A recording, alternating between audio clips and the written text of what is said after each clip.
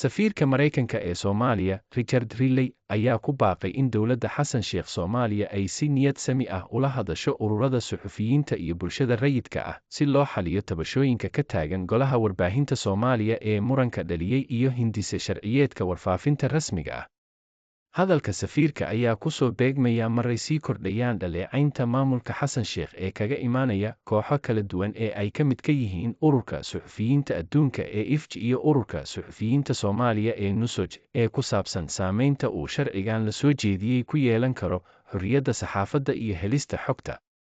Safiirka Maraykanka ayaa ku dhiirigeliyey dowladda Xasan Sheekh inay si dhow ula shaqayso bulshada rayidka ah si loo helo xal la isku raacsan yahay oo laga gaadho arrimaha ay ka hadlaan warbaahinta iyo ururada bulshada rayidka ah.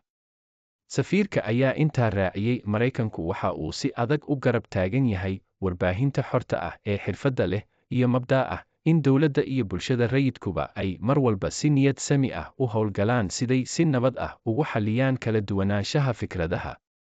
Ururka suxufiyiinta Soomaaliyeed NUSOJ ayaa wax lala yaabo iyo fajac ku tilmaamay go'aankii golaha wasiirada ee 14 bishii Maarj ay ku soo bandhigeen 9 shakhsi oo ku midaysan golaha saxaafadda Soomaaliya, tallaabadaas oo si toos ah ugu hor imaanaysa qodobka 14aad ee sharciga saxaafadda ee 2020. Soo jeedinta golaha wasiirada ayaa ka weecday shuruudihii sharciga ee ahaa in golaha saxaafadda Soomaaliyeed uu ka koobnaado 9 xubnood oo 3 ka mid ah ay ka imaanayaan warbaahinta dowladda, 3na ay ka imaanayaan warbaahinta gaarka loo leeyahay, 3na ay ka imaanayaan bulshada rayidka ah oo ay ku jiraan Guddiga Xuquuqul Insaanka Qaranka, Haweenka Qaranka, Ururka iyo Ururka Qareennada Soomaaliyeed.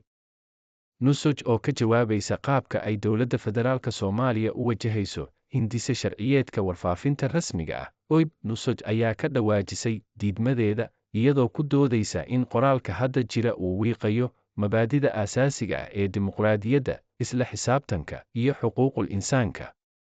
Iyadoo la qirayo muhiimadda ay leedahay in kor loo qaado hufnaanta iyo helista xogta, NUSOJ waxay ku dhaleecaysay dowladda Xasan Sheekh sharciga khaladaadka uu leeyahay, kaas oo ka soo horjeeda mabaadida daahfurnaanta iyo helista macluumaadka aasaaska u ah maamul dimuqraadi ah iyo kalsoonida dowladda iyo muwaadiniinteeda.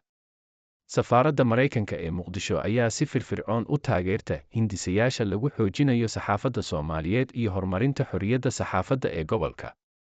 Tababarku waxa uu hoosta ka xariiqayaa sida ay uga go'an tahay Maraykanka in kor loo qaado tayada iyo xirfadda suxufiyiinta Soomaaliyeed.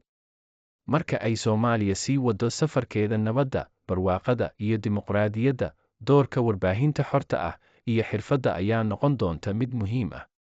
Beesha caalamka oo uu ku jiro Maraykanka ayaa weli waxaa ka go'an inay Soomaaliya ka taageeraan dadaallada ay ku dhisayso mustaqbal xasiloon oo barwaaqo ah oo ka madhan tacaddiga iyo cabudhinta saxaafadda xorta ah.